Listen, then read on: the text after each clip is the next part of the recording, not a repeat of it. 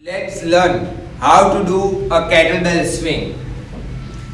First, put a kettlebell, take an appropriate weight of kettlebell, just step above it and then take a small step back. Once you do that, the first step is to grip the kettlebell with both your arms. Once your grip is aligned and feet are a little bit wider than your hips, you lean down and straighten up your back. Make sure your spine is straight and aligned, core is engaged. Take a deep breath and out.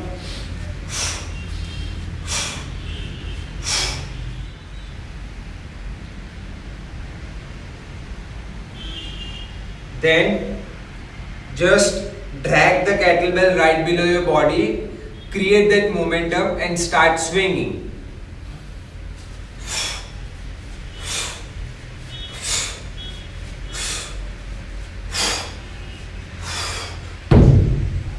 While putting the weight down, just use the same momentum and put the weight down right in front of your body. Remember, the objective of this kettlebell swing right here is not to work on your shoulder, is to work on your glutes right here and work on the hip hinge pattern. While you are swinging, make sure you are looking right 5 feet in front of you and not always in the front, because if you look in the front and if you swing, there is a lot of tension around your cervical curve.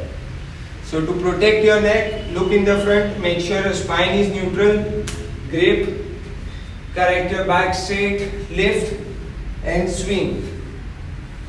One more thing you have to keep in mind, we are not squatting, we are doing a deadlift. Engage your glutes, squeeze your glutes right there and swing. That is your glutes, hamstrings.